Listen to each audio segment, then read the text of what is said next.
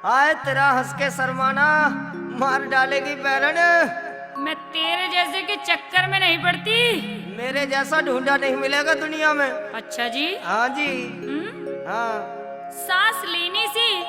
सांस लेने से आपकी याद आती है, ना लेने से मेरी जान जाती है।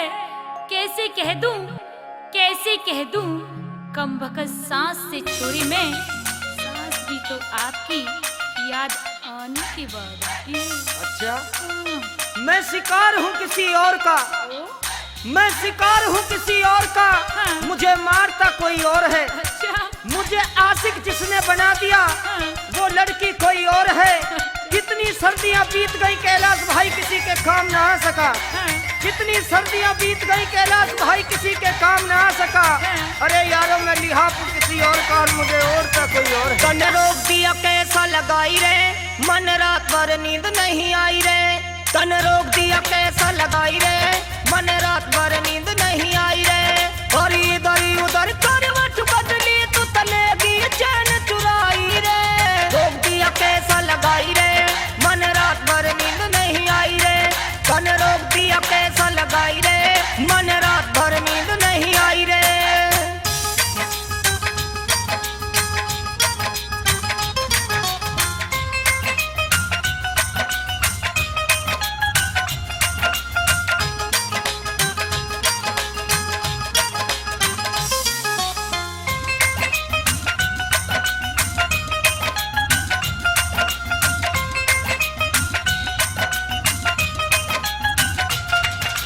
सुबह सुबह घर से निकला हुई मन में खुशी अपार।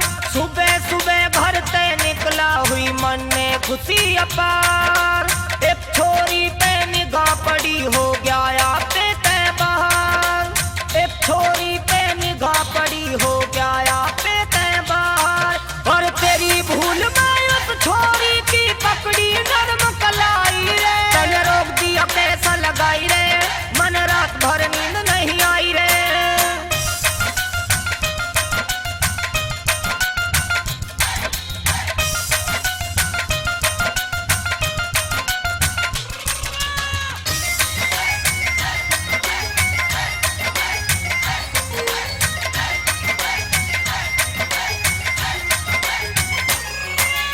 उस छोरी का हाथ पकड़ जिब चला भरन ने कोई। उस छोरी का हाथ पकड़ जिब चला भरन ने कोई। मैं घबरा गया चाटा लग गया बोली ओरी सोरी।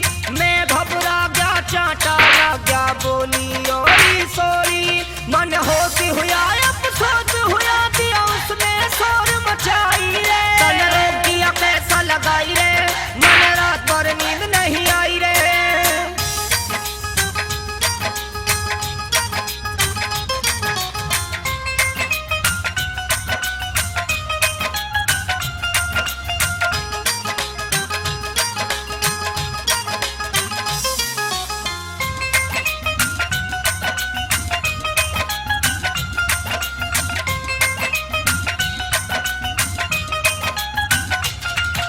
मैं भागण की सोचन लगा आगे लोग लुगाई रे। मैं भागण की सोचन लगा आगे लोग लुगाई रे। जूते चप्पल भूसे बरसे होगी खूब ठुकाई रे।